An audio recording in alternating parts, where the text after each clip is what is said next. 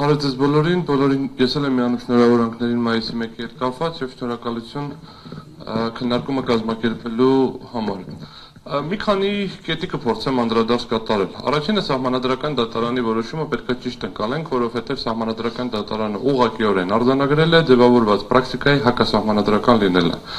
Անունը ինչ էլ որ գրենք, ընդ սահմանադրական այս ձևով այն ձևով ուղղակիորեն արձանագրել է օրենքով ձևավորված պրակտիկայի հակասահմանադրական լինելը։ Ինչի եմ դա ասում, գործընկերս նշեց,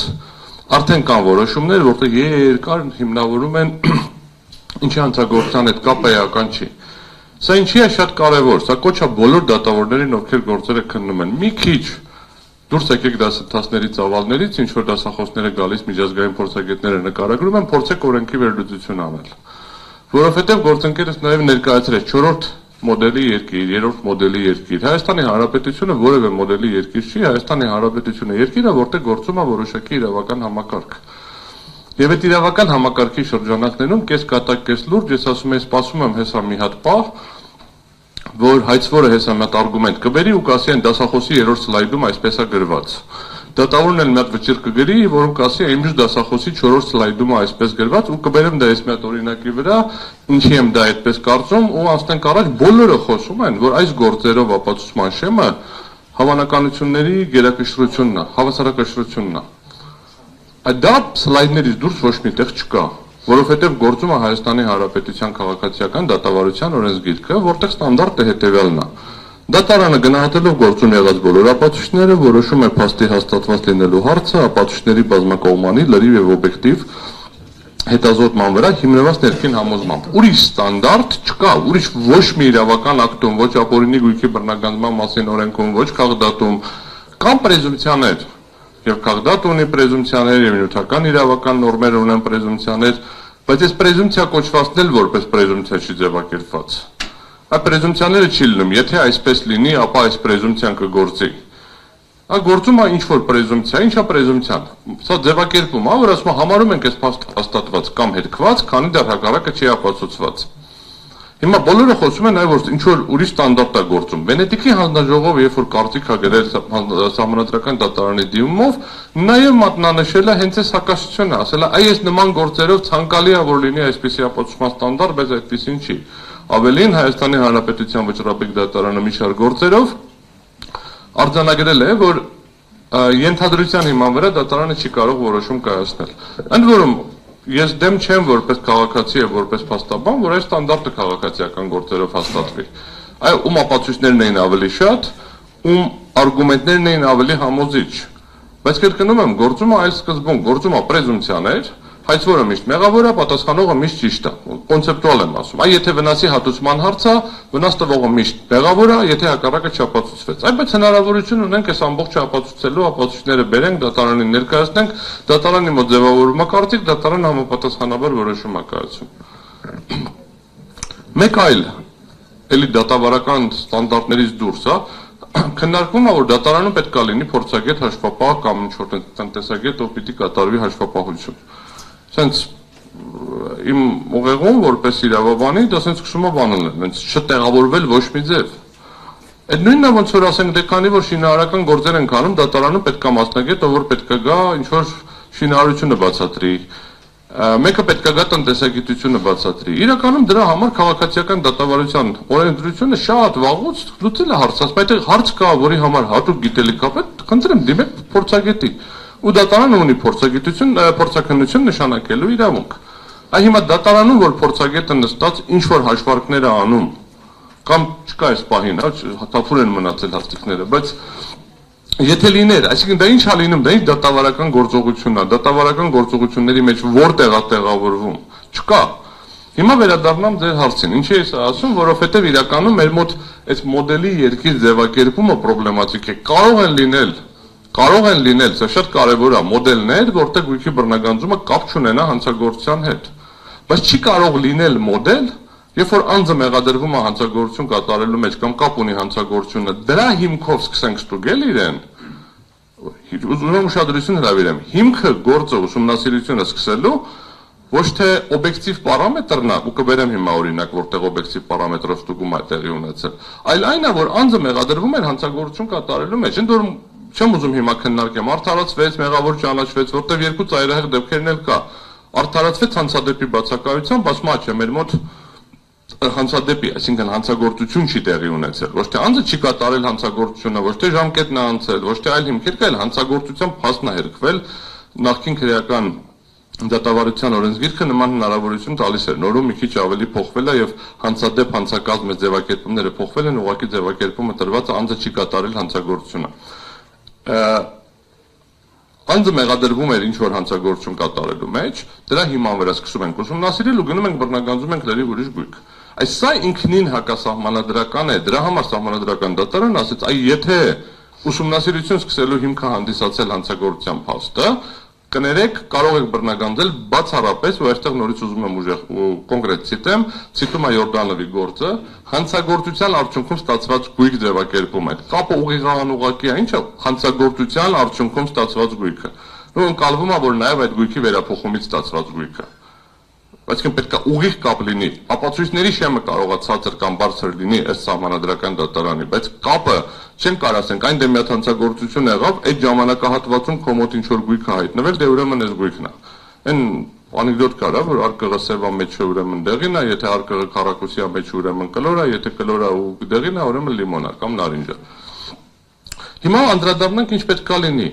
4 տարի, 3 տարի անընդհատ բարձրաձայնել ենք, ընդ որում բարձրաձայնել ենք մի անգամ, հետո մեկ էլ մի հետ նոր որոշում ա կայացրել։ Վերցրել եկել ենք, ասենք, վայ, տեսնում եք, մենք ասում ենք մի հետ կայացրեց, բանի տեղ չեն դրել, հետո մի հատ էլ ա որոշում կայացրել մի հետ, նորից ենք վերցրել եկել ենք, ասում ենք, ախր սա էլ կա, նորից բերեք ինչ անենք, մտածենք, ասենք, դա Հայաստանին չի վերաբերվում։ Մի հատ էլ ա որոշում կայացրել, վերջինը 24 թվականի նոյեմբերի որոշումներ ոնց որը բերել ենք էլի դատարան, ասել ենք էլի ասել են չի վերաբերվում Հայաստանի, որտեղ Բուլղարիայում օրենքն է, հետո Բուլղարիայում դատարանի որոշումն է, Բուլղարիայում այդ երկրի անունը բտարով է սկսվում, հետեւաբար ատարով սկսող երկրների վրա կիրառելի չի եւ այլն։ Հա արդյունքում մենք ստացել ենք ինչ որ մի հատ իրավիճակ, որ վերջում պարզվեց, որ մենք ճիշտ ենք, դատավորներն ու դատախազները սխալ։ Հիմա նույն խնդիրը կրկնվում է բանով, օպերատիվով։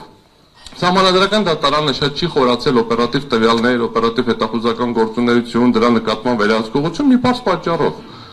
Գործեր չեն եղել, որտեղ այս հարցերը քննարկված լինեն։ Այս հարցերը նոր-նոր սկսում ենք դատարանում քննարկել։ Երեք եմ ունեցել առաջին նիստը,